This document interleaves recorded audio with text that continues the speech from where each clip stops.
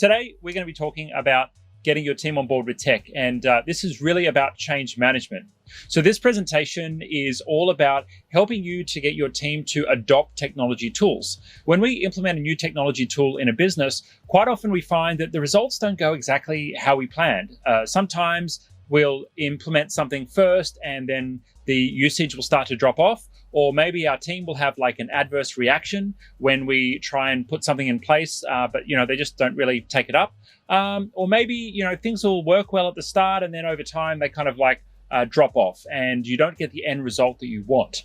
And so many businesses face this challenge when they're implementing technology tools that the business owner has a great idea and a great vision for what this tool can do to help the business, but they're not actually followed through with the rest of the team, in that you don't get great engagement from the rest of the team actually helping you out with implementing that tool.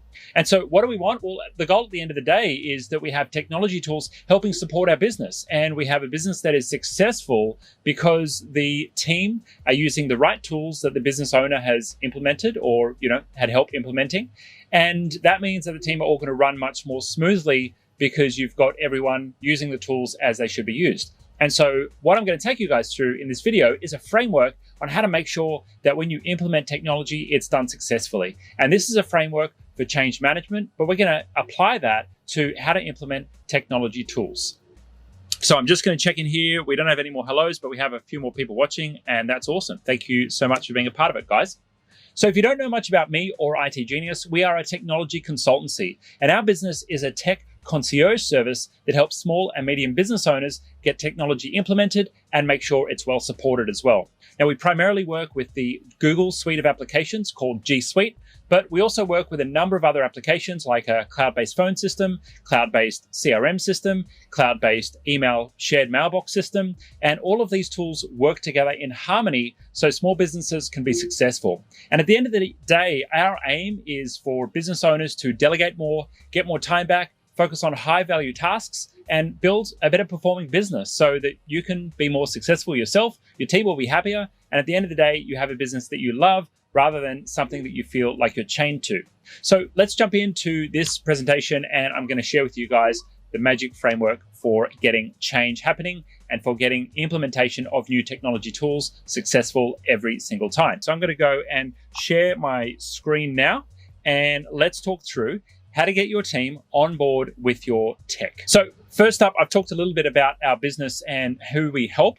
Our mission is to help small business owners use technology as a strategic advantage. And what that means is that you will get an unfair advantage against your competitors when you have your technology implemented and working well inside your business. And so I'm going to take you guys through how to actually get that implemented properly so that you can actually have that advantage and have that edge over your competition. Now, it's not just about beating the other guy. Really, what we're talking about here on an underlying level is building a great business that works on your terms so you can have the freedom to have more holidays. Right now, I'm not completely on holiday. I'm still working from the road, but I have a very flexible lifestyle because I have my business set up in a way that I'm able to work with my team from wherever I am. So I have that flexibility, but also I've got ample time for time off. I take Mondays off, I take Fridays off, and during the week, I'm never really working too hard on the things that I don't enjoy doing. That's because I've built a great team, and I also have great resources around me with great tools to get their work done. So let's talk about the actual framework here. And I've got to be careful when I share this because I'm pretty sure this is intellectual property from a friend of mine who worked at McDonald's as a consultant. But I don't think there's anything here too groundbreaking, and we're definitely not revealing any secret sauce or spices here. Now, what this framework is for is effective change management. And this can be applied to any kind of organizational change. But technology change within a business is the most common organizational change that a small business will go through. Apart from, training and onboarding staff and getting all your HR and your basics sorted, actually implementing the change of technology is something that many business owners struggle with. Now, if you're an early stage business and you're just starting out on your journey, you may be having some problems like the business just feels like a little bit of a mess at the moment. Things aren't in sync. They're not really swimming properly. Maybe you're delegating tasks to your team, but they never really follow up or get them done.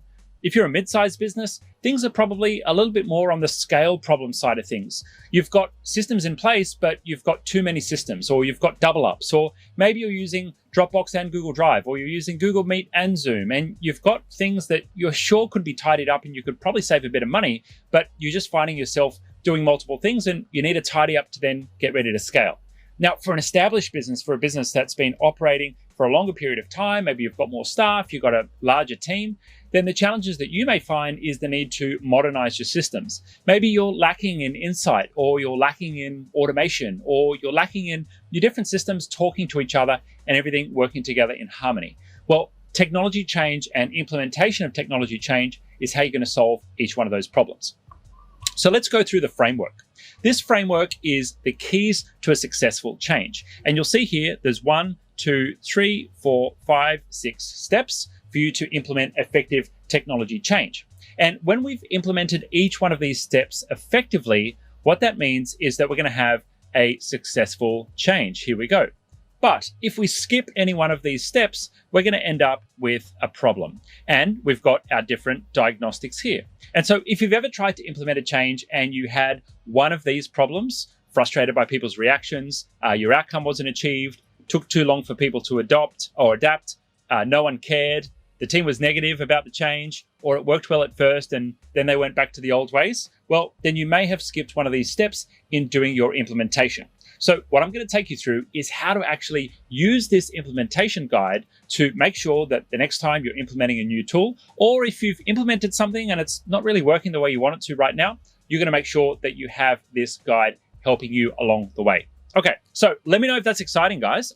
Drop a comment down below and let me know if this is something interesting. Drop me a yay or an awesome, or this is interesting, or no, Pete, this is a bit boring, so I'm going to go do something else instead. Whatever you're feeling about it right now, drop it down in the comments. I'm keen to know if this is interesting to you. Now, interestingly, I was shared this by a friend of mine who worked at McDonald's, and they were a consultant, and they used to go around to all of the different McDonald's and actually consult on how to improve the performance of the individual franchises. And you guys know that McDonald's is one of the most systemized businesses in the world. They are excellent at creating systems, and they're excellent at creating a piece of real estate with a bunch of 14-year-olds running it into a profit machine. And so this system is actually used when McDonald's implement change management. Now, I don't know if it's still used. This was shared to me like 10 years ago, but it's a great framework for us to use. And so that's why we're going to use it. So let's jump in. We're going to go through each one of these steps, and I'm going to share with you how to do each one of them effectively. So let's talk first up about clear vision. What is clear vision and how do we establish clear vision? Well, clear vision is all about explaining the why. And so explaining the why is going to help you to make sure that your team are on board and they understand what is the goal that we're trying to get to here. Where are we trying to take the business? What is the goal of this technology change? What is the goal of implementing this new tool or this new piece of software? And why is it going to be helpful for the business? Now, next up, apart from that, we want to make sure that we're actually reducing friction for our team as well. We want to make sure that the goals are actually aligned with our team's goals, because if we're not reducing friction for their day-to-day work, then they're probably going to be less likely to be interested in adopting something new. Now, we need to make sure that what we're putting in place or what we're suggesting to put in place is going to be aligned to what we've told our team are the goals of the company, or the goals of the organization, or the goals of their individual role. If we're not explaining why this change is happening, then it's just not going to really hit home with our team, and they're very likely to be resistant to change. Now, when we implement G Suite to our customers, every now and again, we get a business owner who says to their staff, hey, we're putting in Gmail. Deal with it. And they don't explain the why properly. They don't explain, well, why are we going through technology change? Why are we switching to the cloud rather than a local system? Why are we switching to Google instead of Microsoft systems? How is this going to help us achieve our goals in the business? And you can imagine the results are not great. So first step is clear vision, explaining the why. And then after that, then we can work on what are going to be the details of the change and why are we going to be implementing that technology tool. Okay, let's move on to our next one. So next up, we're going to model the way. And modeling the way is really about leading from the top. We've had from time to time customers who say, hey, we're really interested in implementing Google's tools, but I'm going to stick with Outlook and I'll let my staff switch to Gmail. And the challenge with that is if you don't have a management or a leadership team that are actually willing to model the way and show that they're actually open to change as well, then you're very unlikely to have a team who are going to be working towards the same goal and actually adopting the change as well.